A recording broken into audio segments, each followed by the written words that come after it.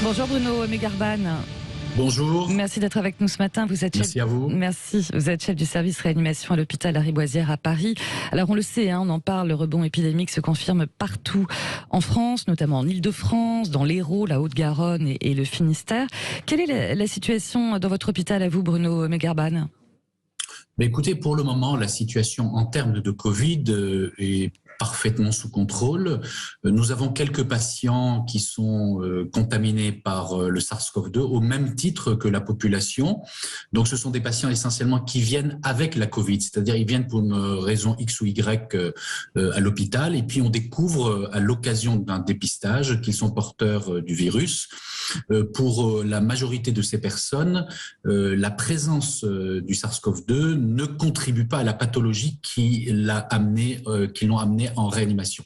À l'inverse, évidemment, pour les personnes les plus âgées, on ne peut pas exclure que le fait d'être porteur du virus n'ait pas aggravé la pathologie de fond et que peut-être ces patients, sans avoir été contaminés, n'auraient peut-être pas fini à l'hôpital. Ouais. Vous préconisez vous aussi la 4e dose de rappel justement pour les plus de 60 ans et les plus fragiles ?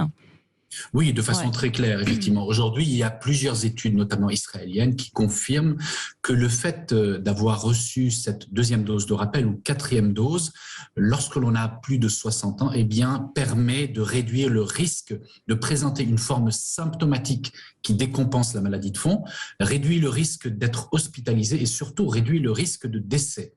Et donc, ceci est d'autant plus vrai qu'on est plus âgé, notamment au-delà de 80 ans, et que l'on est institutionnalisé ou que l'on habite dans une EHPAD. Donc, plus on est fragile et âgé, et plus cette dose de rappel est indispensable, car malheureusement, avec le délai écoulé depuis la première dose de rappel, eh bien, la protection contre les formes graves de la maladie chez ces personnes avec une immunité moins active est désormais réduite. Ouais. Alors on le sait, Bruno, enfin on le sait, on n'a pas forcément toujours le recul, mais Bruno Megarban, a priori ces sous-variants seraient particulièrement contagieux, ils sont capables de contourner les défenses immunitaires, c'est ça ?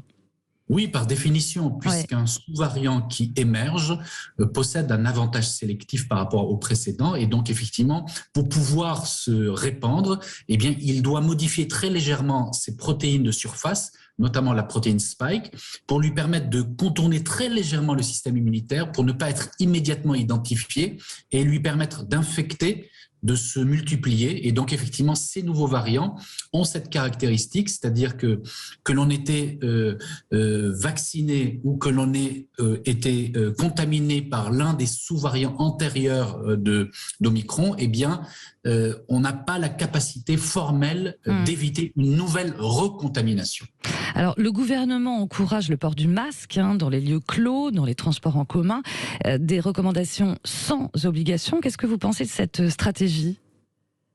Non, je crois que c'est une stratégie sage. Pourquoi ? Parce qu'effectivement, aujourd'hui, nous sommes dans une phase nouvelle de l'épidémie qui va durer pendant des mois et des années encore.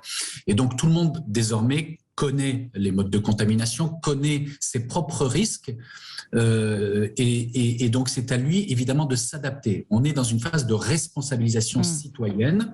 Le but pour les personnes les plus fragiles, eh bien, c'est de se protéger eux-mêmes en portant le masque, notamment dans les lieux clos, mal aérés, publics comme les transports en commun. À l'inverse, pour les personnes plutôt jeunes, vaccinées, sans comorbidité, eh bien là, le fait de porter le masque dans ce type de lieu, eh bien leur évite d'être contaminés, donc éventuellement d'avoir des symptômes et de devoir s'absenter du travail, mais aussi surtout leur évite de porter le virus vers des personnes de leur entourage qui seraient, elles, plus fragiles et donc à risque évidemment d'être hospitalisées. Ouais.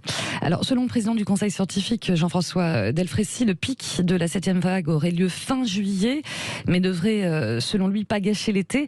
En revanche, il craint que le système de soins soit à nouveau sous tension vers la fin juillet. Est-ce que c'est aussi votre crainte ? Alors, je pense qu'effectivement, à juste titre, le pic de cette vague actuelle aura même lieu, à mon avis, bien avant la fin juillet. On voit déjà un certain tassement de la progression de l'épidémie. Par contre, on ne sait pas jusqu'à quelle hauteur il va monter et pendant combien de temps la descente va se faire. Oui. Mais par analogie à ce qui s'est passé l'année passée, le pic de transmission, de contamination pendant l'été sera moins important, aura moins de conséquences. Parce que, par contre, évidemment, ce variant va se répandre à nouveau à la fin septembre, en octobre, au moment du retour des vacances. Et là, de nouvelles chaînes de contamination vers des personnes plus âgées, plus fragiles, qui ne sont pas parties en vacances, eh bien, pourrait évidemment relancer une vague plus importante au niveau de l'hôpital. Alors aujourd'hui, en raison évidemment de l'été, avec déjà une fermeture de lits importante liée au manque d'effectifs, mais aussi au départ des soignants, un certain nombre de services, notamment les services de médecine d'aval des urgences, sont totalement chargés. Certains jours, on n'a aucune place pour pouvoir hospitaliser des personnes qui viennent aux urgences, et donc les personnes admises aux urgences doivent être traitées sur des brancards. À l'inverse, les services de réanimation ne sont pas actuellement sous pression. Nous avons la possibilité de recevoir et de traiter les patients qui nous sont adressés.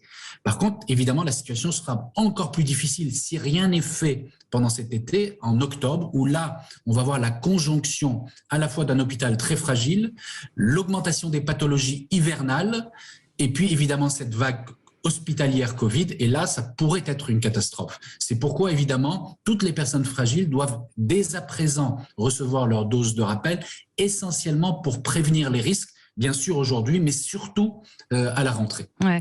Justement, en parlant de crise des urgences, hier, Elisabeth Borne a retenu les 41 propositions de la mission Flash pour désengorger les urgences, avec notamment plusieurs axes, d'avoir un réflexe du 15 et pas venir systématiquement aux urgences. Vous pensez que ces mesures sont suffisantes ou pas ?